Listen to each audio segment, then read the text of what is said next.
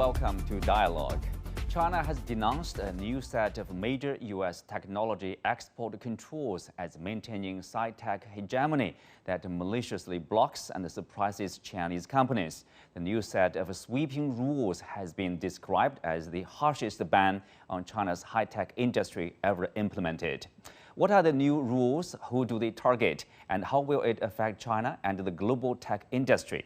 To help us answer these questions, I'm joined today by Charles Liu, founder of HAO Capital and senior fellow at Taihe Institute, Anthony Chan, former JPMorgan Chase chief economist, and Professor Gong from the University of International Business and Economics.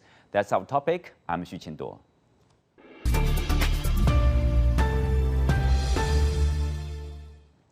Welcome to the discussion. Charles, I will start with you. So the latest move from the United States, basically, people call it a sweeping ban. It bans basically U.S. companies as well as foreign companies from selling advanced chips to Chinese companies or tools used by the Chinese companies to produce those chips. And also U.S. personnel is also banned to work with the Chinese counterpart. What do you make of the latest gesture from the U.S. side? Well, actually, it's something that's been around for a long time. I remember more than a decade ago when I was on the board of Applied Materials, we had to get Ministry of Commerce, Department of Commerce approval for anything dealing with China. This is more than 10 years ago.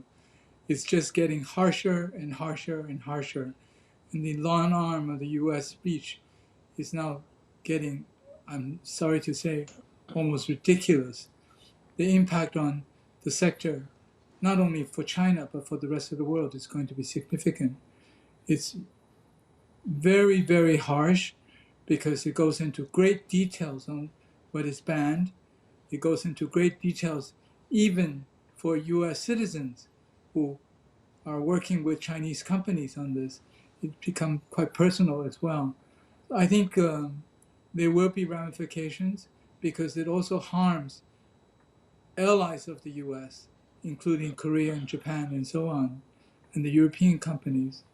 I think it's going to be, it's not going to be received very well for those in the sector. Mm-hmm. Anthony. Worldwide.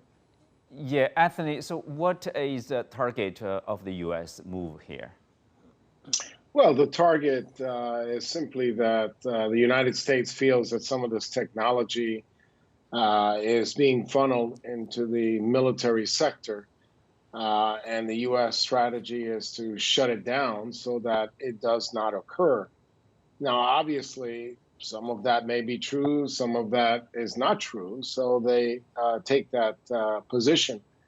But as you just heard, it's been a gradual change over the years, but the reality is that out of all the requests for these exports, licenses and process, even as recent as 2021, 88% of all the requests to be able to sell technology to China have been approved. So it has been fairly lax over the years, even though there have been some process restrictions out there. My suspicion is that this is a setback because we like to see more globalization. With globalization, you get more global economic growth. And this is obviously a step in the wrong direction towards deglobalization. So I'm a bit disappointed, but I hope that over time, cooler heads will prevail and we'll go back gradually towards something that we have seen over the last couple of years. But right now, the sentiment with midterm elections coming up is quite hawkish in terms of trade relations with China. Mm-hmm. John, obviously it has something to do with the bilateral relationship, which is tense to say the least. And in Washington, there's a concern that China may continue to grow or even surpass the economy of the U.S. or in terms of the command of high-tech, science, etc. And inside, plus the U.S. domestic politics, as Anthony pointed out. People call it sweeping because it's not only, previously they say the justification is like, oh, that technology could be used for Chinese military purpose, but now it's targeting, say, for example, supercomputer computation over there. It's more than the military concern here. Yeah, I'm totally with you. Actually, I'm more pessimistic than the previous speaker. I think it has more than to do with just the defense industry, the applications of these chips, these semiconductors in the defense industry. I think by and large, the entire supply chain for China's defense industry is very much self-reliant.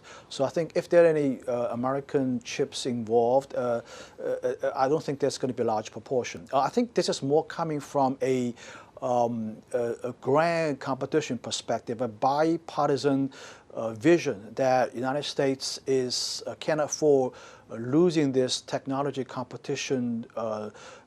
And there are, I'm pretty sure they are seeing certain areas that China is rapidly developing. This is actually not just about the development of China's semiconductor industry itself. It also has a lot to do with related industries and downstream industries that are using these chips. And some of the industries actually China is, I won't say, leading by a huge margin, but at least I think, they're very close and about to be leading, actually. For example, in autonomous driving, I've just read an article saying that it heavily relies on chipsets from the United States. And certainly you can imagine that Washington is very much concerned about the rapid development of the electric car industry in China associated with the autonomous driving and other digital technologies associated with these new cars. Washington, of course, is very concerned about that. And auto industry, just one example, as you mentioned, supercomputer, quantum computing, telecommunications, robotics, artificial intelligence, all these areas will use a lot of chipsets. Some of them coming from American companies, some of them coming from companies using American companies provided semiconductor manufacturing equipment. So I think this represents a very comprehensive and sweeping, in my view, regime change in export control, in an attempt to thwart China's technological development in many fronts, around practically all fronts and all areas. Yes. So this is much larger than that. Right.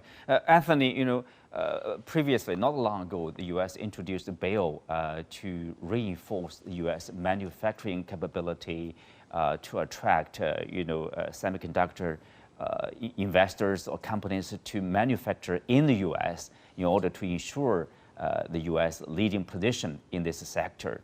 For a lot of people, seems that's fine because you are competing with China on the level play field, right? See who is running faster. But with the latest move, it's more like, well, that's not enough. We need to slow down Beijing's development. Well, certainly that will be the impact of this CHIPS Act that you've mentioned by having so-called industrial policy. But you also have to realize that in China, many industries are also subsidized. I'm in favor of all countries growing. I would love to see China expanding its growth and its influence, and I like to see the U.S. expanding its growth and influence. But in the real world, there is competition, and sometimes countries take steps in order to improve the odds. But one thing that has not been mentioned yet, and that is that its allies, like Germany, South Korea, and Japan, can fill the void and start to sell semiconductor chips to China. Now, I realize that the law does say that if these countries or companies are using U.S. American technology, those chip sales will be restricted. But make no mistake about it, these countries will, in fact, be smart enough to be able to produce some chips that will not use American technology and be able to sell those chips to China. So to assume that this is completely shutting out China, I think, is far-fetched. And in fact, this is something that will hurt the United States. Companies like NVIDIA have already talked about losing as much as $400 million per quarter in terms of lost revenues, which, by the way, are needed to finance future research and development. So if these companies in the United States receive less revenues because they're not allowed to sell these semiconductor chips to China, and other countries are able to do so, then those countries will be able to have more revenues to finance their research and development, which will hurt the United States, which is precisely why I think it's a step in the wrong direction. But in a world of competition, countries will do whatever they can to remain competitive. Mm-hmm. We'll come back to that, obviously, because it involves companies beyond the U.S. borders and technologies, from other countries too. Charles, here, you see, when the U.S. deals with China, U.S. officials talked a lot and stressed very much about rules-based international order. And now with the latest move, people question what kind of rules the U.S. move is following here. I think it's the rule of whatever will benefit the U.S. Make America great again. Starting with Donald Trump, it was very clear that the consideration of what's good for your allies is even put into the background. For example, with the chip side, the impact on Korean companies, SK Hynix and Samsung, is going to be very, very seriously negative, because they have very large operations, I think over $40 billion of investments in China. Now, if you can't continue to operate those facilities, what do you do with that investment? Also, you're forced to go and build facilities in the US. How can you be competitive globally to build facilities in the US? There's very backward infrastructure, there's no supply chain, you don't even have enough engineers to operate the facilities. So how can US facilities be effective in being globally competitive? I don't think it would happen. So for the US, there's really no rules. However they describe it is, we don't care what happens to you, as long as we benefit, that's it. So I think it's very clear their complaint about Chinese subsidies. This particular act has huge subsidies enclosed within its various pages. And that's also hypocrisy. We can do it, but you can't. We can do whatever we want, but you can't. You cannot focus on improving your country's economy, but we can and we will. Because these subsidies are going to be very anti-competitive as well, anti-efficiency. I think it's going to be recognized. It is already beginning to be recognized by Korea that they won't join the chip core four-party alliance because they can't afford to. Well, John, the Chinese government has pointed out that this is a violation of a free trade. I mean, either subsidies or moves like this. Of course, if they violate this free trade, they violate rules under the WTO. I mean, they can deal with that inside that framework. So, as Anthony pointed out earlier, this is against the globalization. This is more like a deglobalization. At the end, probably everybody will suffer from this kind of moves, because previously you have either U.S., China, South Korea, Japan, for example, and ASMO from Netherlands. They are all part of the global supply chain, and now it's somehow they are forced to decouple from each other, and as well as a free trade, as a global supply chain, all suffer from this move. Well, I think these days the United States is not so much talking about free trade anymore.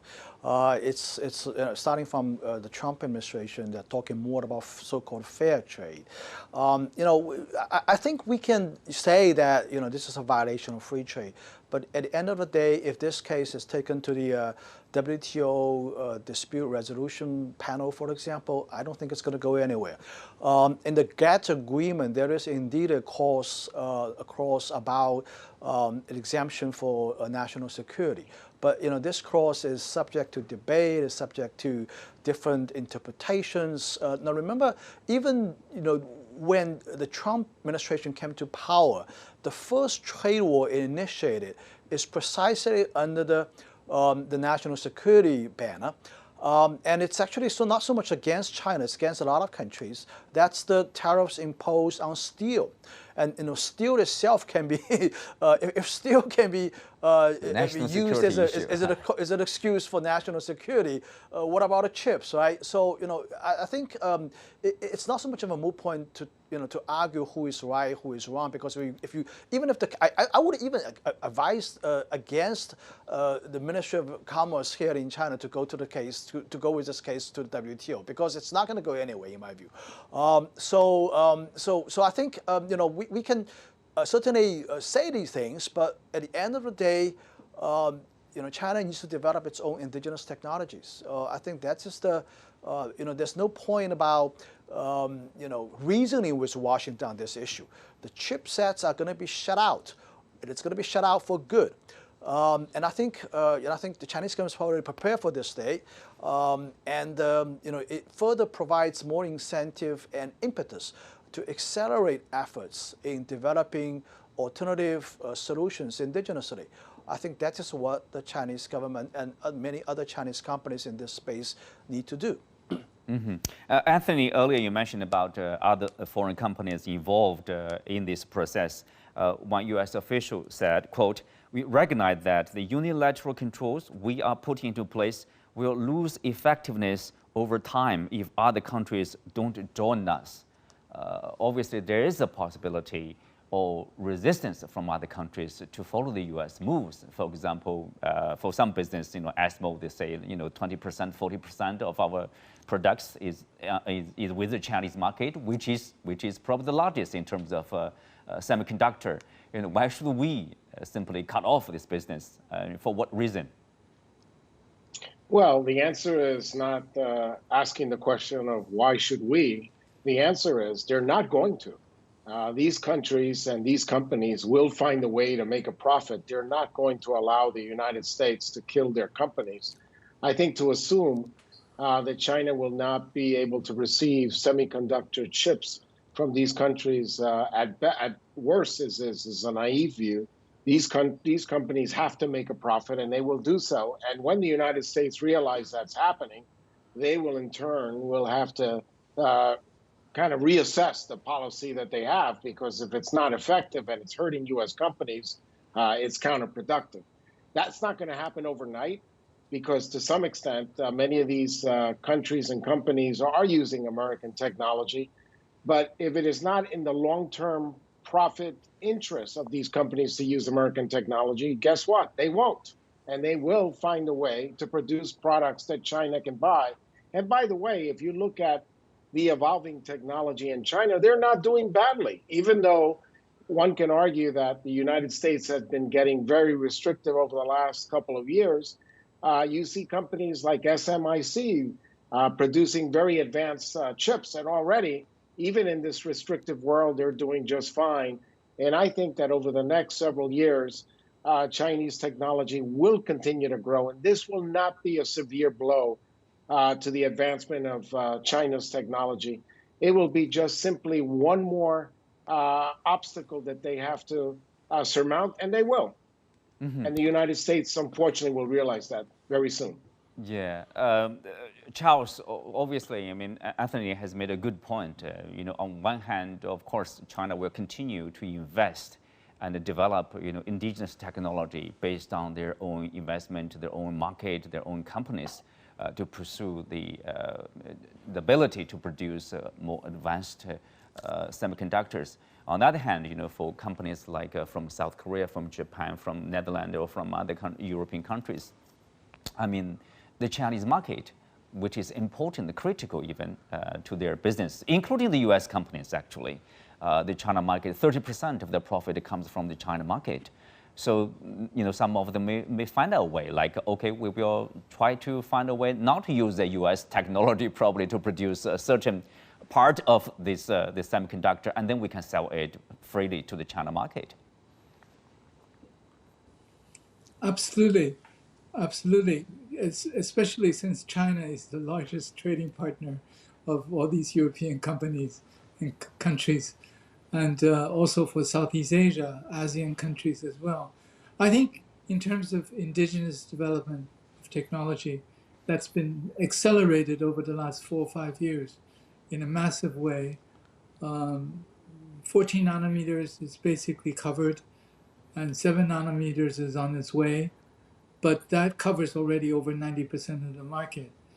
This whole thing about national security, as Anthony said, it's some of it may be true, but I think most of it is not true. It's just suppressing China's continued development and growth. Companies are there to make money. Companies are there driven by the profit motive.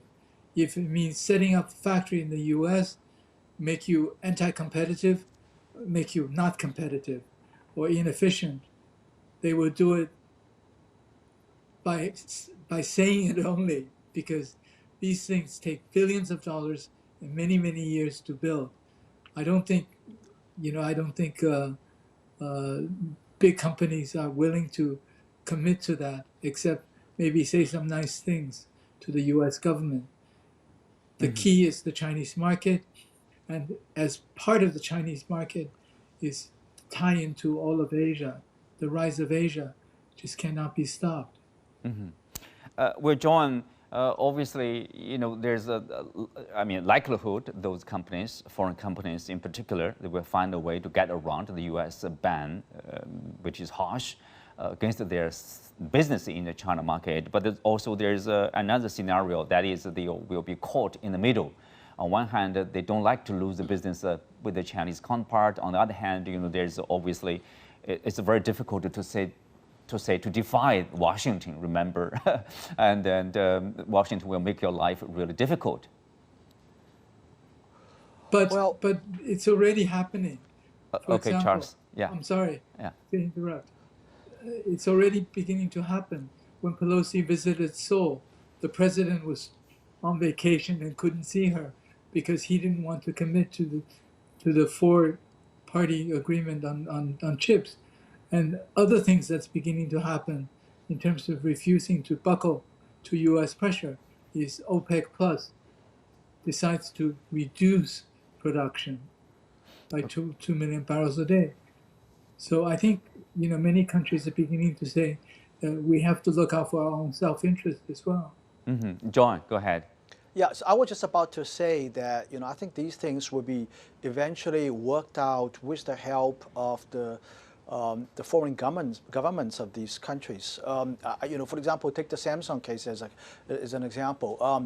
I envision that the government in Seoul would talk to Washington, try to work out a compromise. The government in Seoul is not going to see Samsung losing tens and hundreds of billions of dollars of business in China for this great company. They're going to try to work out some kind of a solution, I guess. So I think this is an issue at a level between the two governments, or it's even beyond the company's level.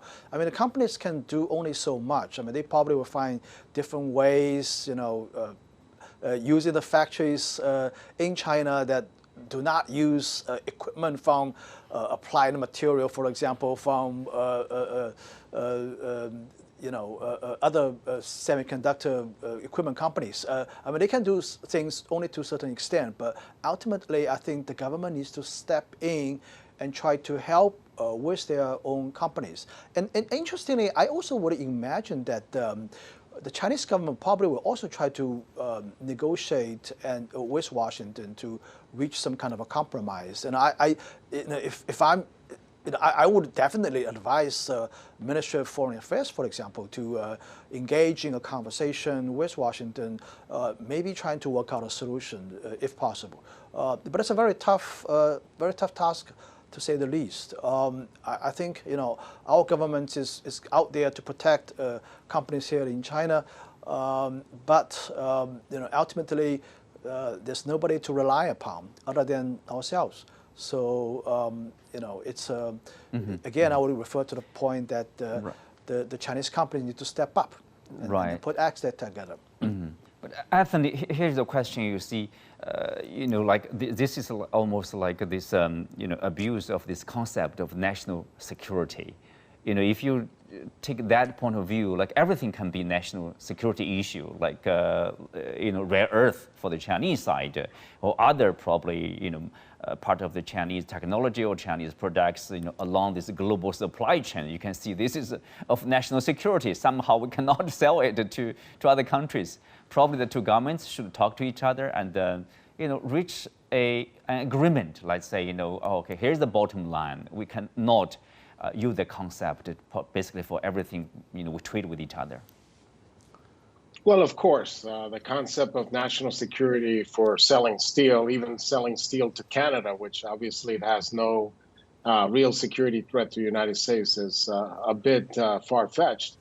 But one thing that hasn't been discussed today is that we can talk about the policy, the change, and the restrictiveness, but ultimately, if we want to make progress here, we need to have better bilateral relations between China and the U.S. If we focus our energies on improving our relationship with China, and China focuses its energy on improving its relation with the United States, these things will become less burdensome and perhaps less of an issue.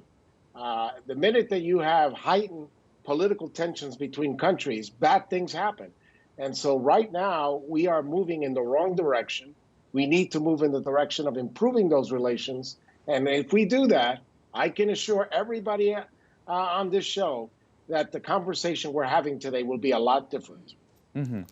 Charles, I think Anthony has a good point here. It's really about this nature of this relationship between Beijing and Washington. Is that possible, for example, for Beijing and Washington to sit down and talk to each other? Look, I mean, we have to draw some rules. We have to find a way to coexist peacefully. We don't need to become enemies of each other, to kill each other. For what purpose? Nobody benefits from a disruption, from a bad relationship between the two countries. Absolutely, absolutely. But I'm afraid, at least within the near future, it's wishful thinking that the two sides can sit down and be very friendly. From the Chinese side, they talked about mutual benefit, win-win situation in terms of what globalization has brought about. But from the US side, if it becomes a bipartisan position of China bashing, who can beat up China more? And that's what's happening even already in Washington. Who can take a harder line on China? Then it's very, very difficult for the two sides to be able to sit down and address the issues which are hurting the world today, even more than chips. How about climate change? How about the war? And so on and so forth. So I think it's not going to get any better in the near future. In fact, it may get a lot worse before it gets better, I'm afraid, pessimistically speaking. Mm-hmm.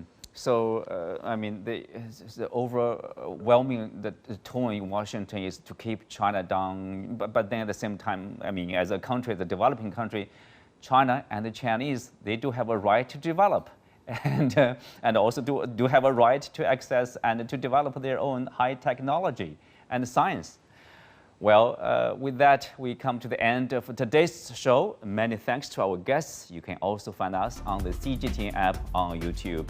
I'm Xu Qinduo. Thank you for being with us. See you next time.